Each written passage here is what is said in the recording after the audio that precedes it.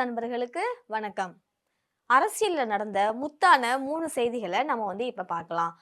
இப்ப முதலமைச்சரா விஜய் அவர்கள் பதவி ஏற்றுட்டாங்க. இருந்தாலும் அவருடைய செயல்பாடுகள்ல ஆதரவு, எதிர்ப்பு 2மே கலந்து தான் வந்துட்டு இருக்கு.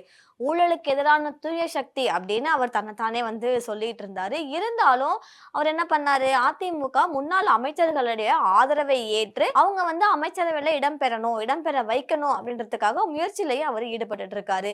இந்த மாதிரி செய்திகள்லாம் வலம் வந்த வண்ணம் இருக்குது. முதலமைச்சர் விஜயோடைய நாகரீக சந்திப்பு இந்த ஊழல் முன்னாள் அமைச்சர்களை காப்பாத்தி விடக்கூடாது அப்படின்ற மாதிரி வானதி ஸ்ரீனிவாசன் அவங்க சொல்லியிருக்கிறாங்க. பாஜக தேசிய மகளிர் அணி தலைவர் வானதி ஸ்ரீனிவாசன் கோயம்புத்தூர்ல நியூஸ் ரிப்போர்ட்டர்லாம் சந்திச்சிருக்காங்க. அப்ப அவர் என்ன சொல்லியிருக்காங்கன்னா, தமிழ்நாடு முதலமைச்சராக பொறுப்பேற்றதுக்கு அப்புறமா பல்வேறு கட்சி தலைவர்களை முதலமைச்சர் ஜோசப் விஜய் நேர்ல போய் சந்திச்சு வாழ்த்து பெற்றுட்டு வந்தாங்க. ஆட்சி அமைத்ததுக்கு அப்புறமா தேர்தல் களத்துல நேருக்கு நேர் மோதி கொண்ட கட்சி தலைவர்களை சந்திப்பது அப்படின்றது ஒரு பாராட்டுக்குரியதுதான். அதே நேரத்துல எல்லா முக்கிய கட்சிகளுடைய தலைவர்களையும் சந்திக்காம தேர்வு செஞ்சு ஒரு குறிப்பிட்ட சிலரை மட்டும்தான் சந்திச்சிருக்காரு.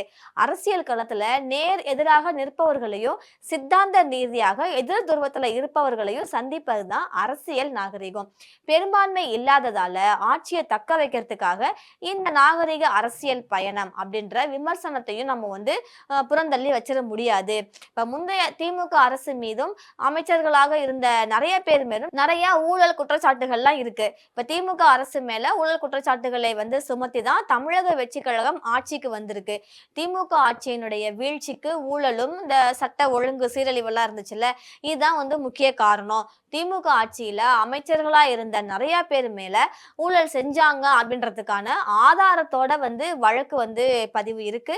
பதிவு செய்யணும் அப்படின்னு தமிழக காவல்துறை தலைமை இயக்குனர், தலைமை செயலாளர் எல்லாருக்குமே அமலாக்கத்துறை கடிதம் கொடுத்துச்சு. ஆனாலும் வழக்கு எதுவும் செய்யப்படல, பதிவு பண்ணல. முதலமைச்சர் ஜோசப் விஜய் அவங்க கூட நாகரிக சந்திப்பு இந்த ஊழல் வழக்குகள்ல இருந்து திமுக முன்னாள் அமைச்சர்களை காப்பாற்றி விட்டுறக்கூடாது.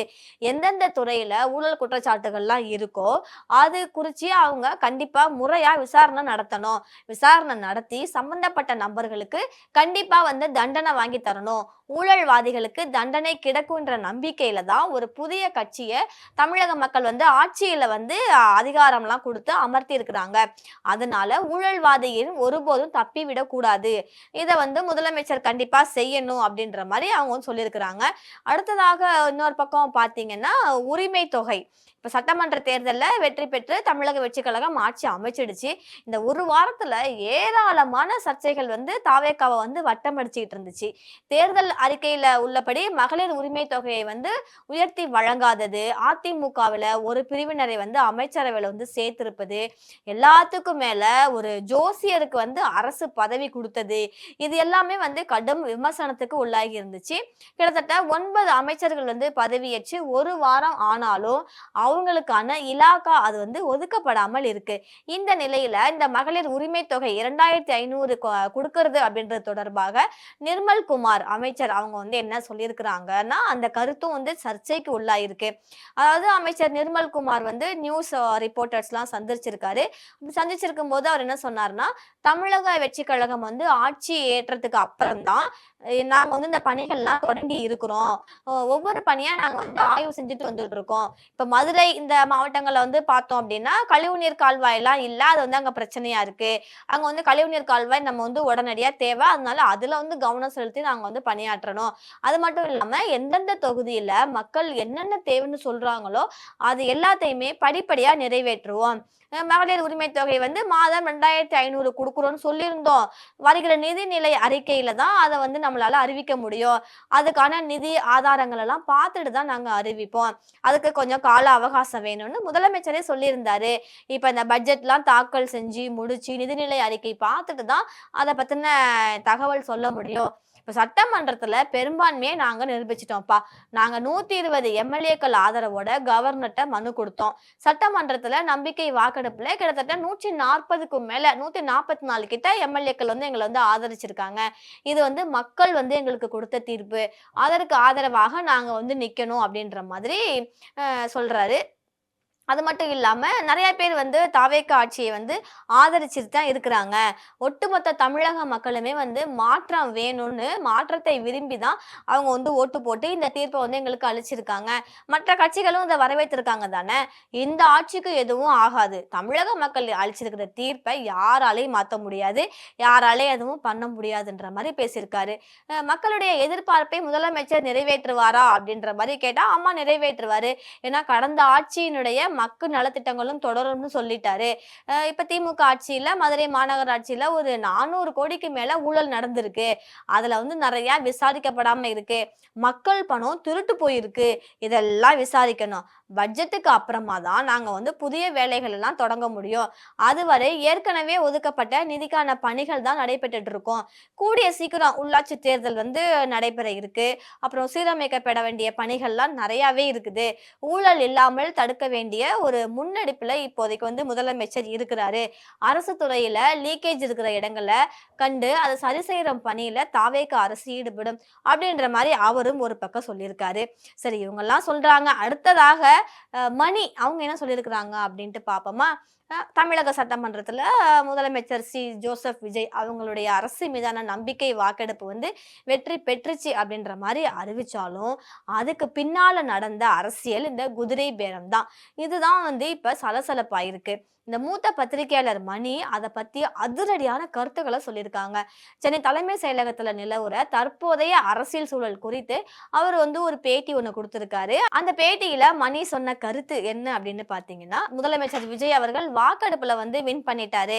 ஆனா என்ன ஆச்சு? அதிமுகவ 2ஆ பொளந்துட்டாரு, உடைச்சுட்டாரு.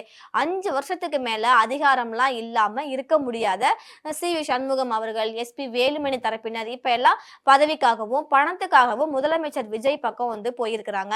ஓட்டு கேட்டு வெற்றி பெற்றதுக்கு அப்புறமா பதவிக்காக கட்சி மாறியிருக்காங்க.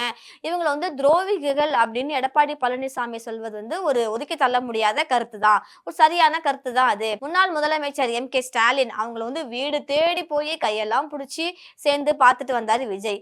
47 எம்.எல்.ஏக்கள்ல வச்சிருந்த மூத்த தலைவரான இ.பி.எஸ் அவர் வந்து பார்க்காம வந்து தவிர்த்துட்டாரு. எடப்பாடி அவரு நேர்ல போய் பார்த்திருந்தாருன்னா, முதலமைச்சருடைய மதிப்பு இன்னும் கொஞ்சம் உயர்ந்திருக்கும். அது வந்து அவருடைய அணுகுமுறையில இருக்கக்கூடிய ஒரு மிகப்பெரிய பிழைன்னு தான் நான் பார்க்கிறேன்ற மாரி சொல்லியிருக்காரு. அதிமுகவுடைய வாக்கு வங்கி இப்ப சின்னா பின்னமாகிட்டு இருக்குது. இந்த கேலி கூத்தெல்லாம் தமிழ்நாடு இப்ப பார்த்துக்கிட்டு தான் இருக்கு. கடந்த 54 வருஷத்துல அதிமுக தொடர்ந்து 5 ஆண்டுகள் வந்து அதிகாரம் இல்லாமல் இருந்ததே கிடையாது. ஆனா இப்ப தொடர்ந்து 2வது முறையா அதிகாரம் இல்லாமல் இருப்பது அவங்களுக்கு ஒரு விதமான புது சூழ்நிலையா இருக்கு. அதிகாரம், இந்த பதவி, இந்த பணம் இதெல்லாம் இல்லாத நிலை வந்து ஒரு மோசமான நிலை தான். அத தாங்க முடியாம தான் அதிமுகல இருக்கக்கூடிய 25 எம்.எல்.ஏக்கள் எங்களுக்கு வந்து பதவி வேணும், அதிகாரம் வேணும் அப்படின்றதுக்காக முதலமைச்சரை நோக்கி வந்து வந்திருக்கிறாங்க அப்படின்ற மாதிரி அவர் சொல்லியிருக்காரு. அதோட அவரு நிப்பாட்டல. அடுத்து என்ன சொல்லியிருக்காருன்னு பாத்தீங்கன்னா, சட்டமன்றத்துல விவாதங்கள்லாம் நடந்துச்சுல்ல, அதுல முதலமைச்சரை விட உதயநிதி ஸ்டாலின் அவங்க தான் வந்து நல்லா பேசினாரு. அதுல எந்த மாற்று கருத்தும் கிடையாது. ஆனா உதயநிதி பேசிய சில கருத்துக்கள்லாம் தவறானது தான். இப்ப உதாரணமா நீங்க 34% ஓட்டு தான் வாங்குனீங்க. இப்ப திமுக, அதிமுக சேர்ந்து 64% ஓட்டு வாங்கியிருக்கோன்ற மாரி அவர் பேசியிருந்தாரு. இப்ப தமிழ்நாட்டு அரசியல்ல கலைஞர், ஸ்டாலின் இவங்கெல்லாம் முதலமைச்சரா இருந்த காலத்துல இதுதான் நடந்துச்சு. ஆனா மக்கள் வந்து அவங்களுக்கு வந்து 70% இல்ல 80% ஓட்டெல்லாம் அவங்க வந்து தூக்கி குடுத்துடல. இப்ப நம்முடைய தேர்தல் முறைப்படி யார் வந்து ஆட்சியில இருந்தாலும் அவங்களுக்கு எதிராக விழுந்த ஓட்டு தான் வந்து அதிகமா இருக்கும். இப்ப நம்ம சென்ட்ரல்லே பார்த்தோம்னா கூட மோடி அவர்களுக்கு கூட 37% தான் வந்து ஓட்டு இருந்துச்சு. அத வச்சு தான் அவங்க வந்து ஆட்சி செஞ்சுட்டு வந்துட்டு இருக்காங்க. பேலன்ஸ் 63% வந்து அவருக்கு எதிரா தான் விழுந்துச்சு. இத வந்து ஒரு பெரிய பாயிண்டா சொல்லி திமுகவினர்லாம் வந்து தங்களுடைய ஆதங்கத்த வந்து தீர்த்துக்கிட்டு வர்றாங்க. அதே சமயம் உதயநிதி அவர்கள் பேசிய சில விஷயங்கள வந்து நம்ம வந்து மறக்கக்கூடாது. இப்ப தூய்மையான அரசியல் பண்ணுவேன்னு சொல்லிட்டு நீங்க வந்து கட்சிகள உடைக்கிறீங்க அப்படின்ற மாரி முதலமைச்சரே வந்து அவர் சாடினாரு. அப்புறம் புஷ்பா படத்த உதாரணமா வச்சு குதிரை பேரம்லாம் அவர் பண்ணார்ல. அதெல்லாம் அவர் பேசினதெல்லாம் பாயிண்ட்டுகள்லாம் வந்து வேலிடா இருந்துச்சு. கூர்மையான பாயிண்ட்.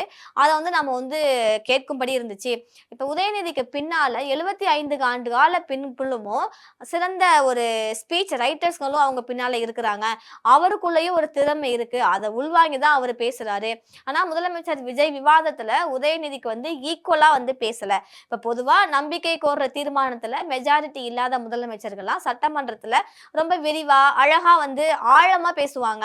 ஆனா அந்த பக்குவமோ இல்ல அந்த பேசுற ஆழமோ வந்து முதலமைச்சர்கிட்ட இல்ல, அனுபவமும் கிடையாது. இது வந்து ஒரு முக்கிய காரணம்.